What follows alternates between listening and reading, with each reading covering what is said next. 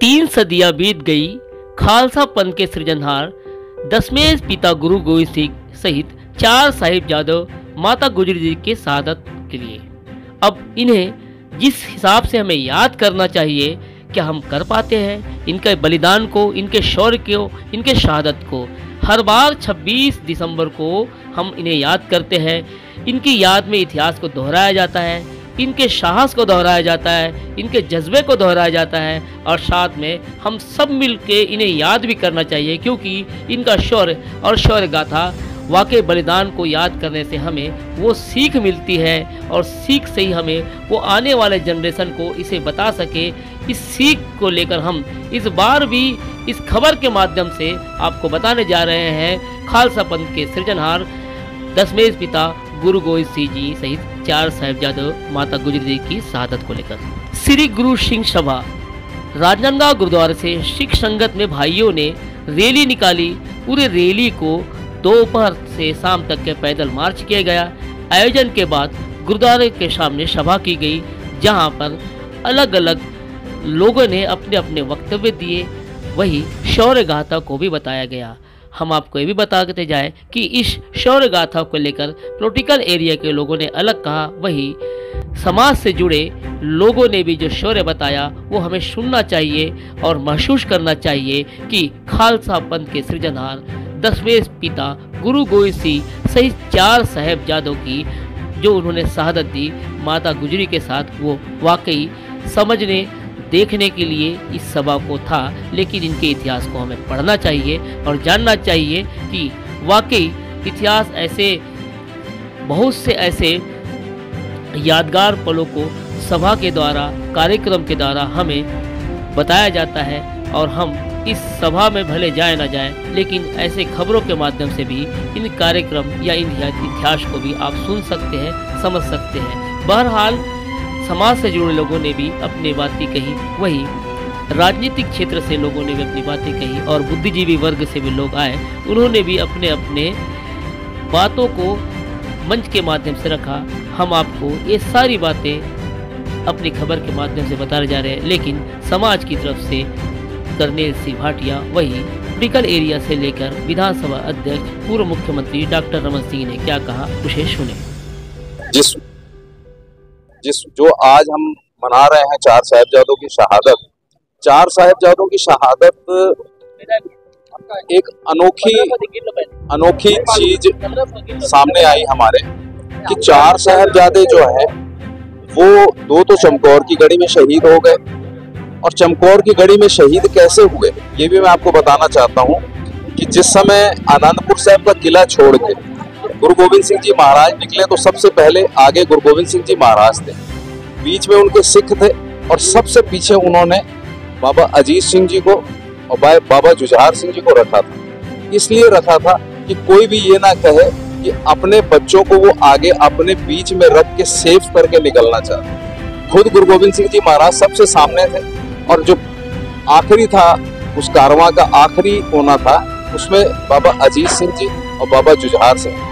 तो आखिरी में जब पता लगा कि मुगल फौज को कि गुरु गोविंद सिंह जी महाराज का काफिला निकल रहा है, तो उन्होंने पीछे से हमला किया और उस हमले में बाबा अजीत सिंह जी ने उसका पूरा सामना किया। सामना करने के बाद में उनकी शहादत जो हुई वो आगे चल के दूसरी जंगों में हुई है। छोटे साहिबजादे सरसा नदी में अलग बट गए और माता गुजर कौर के साथ में वो दूसरी जगह चले गए। जैसा आपको सबको पता है कि वहां पर जो है गंगू एक उनका रसोइया था, रसोइया कह लो या लंगर में एक सेवा करने वाला था। वो जब मिला तो उनको ऐसा भरोसा हो गया कि ये तो हमारे बीच का स्टाफ है, हमारा आदमी है, उसके साथ वो भरोसे से चले गए और आगे जाके उसने दगाबाजी कर दी। उनके पास जो सोने की पोटली थी उसके लालच में उसने कोतवाली में जाके शिकायत कर दी कि जिसको आप खोज रहे हो, जिस गुरु गोविंद सिंह जी को खोज रहे हो, जो बागी कहला रहे हैं, आपकी नजर में बागी हैं, उनके 2 बच्चे और उनकी माता वो मेरे कब्जे में, मैंने उनको घर के अंदर बंद कर दिया है और अगर आप चाहो तो उन्हें गिरफ्तार कर सकते हो। तो उनकी गिरफ्तारी करवाई और गिरफ्तारी करवा के ठंडे बुर्ज का मैं आपको मतलब बता दूं, ये सारी बातें मैंने स्टेज पर करनी थी।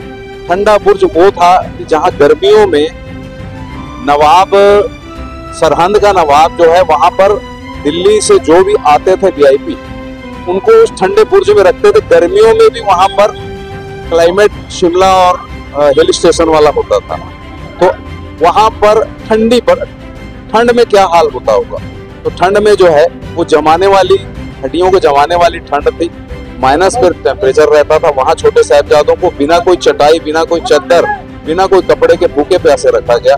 3 दिन तक बहुत तसीहे दिए गए और उसके बाद में दोनों साहिबजादों को, जैसे आपको पता है कि नींव में छीन दिया गया। और माता गुजर कौर तो इतनी आध्यात्मिक थी, इतनी उनकी तपस्या थी, गुरु गोविंद सिंह जी की माँ थी, उन्होंने अपने श्वास चढ़ा के अपनी खुद की क्रिया को खत्म करके, अपना बंद करके अपने शरीर को त्याग दिया। तो ये आज का दिन है, 4 साहिबजादों को हमारा नमन है। गुरु सिंह सभा राजनांदगांव, मैं करमैल सिंह भाटिया, मैं एक सिर्फ यहाँ का अदला एक सेवक हूँ। मेरा कीर्तन का अपना जत्था है। हम लोग निष्काम जगह जगह जाके हम अपने यही गुरु गोविंद सिंह जी की बातें और गुरसिक्खी की बातें लोगों को बताते हैं।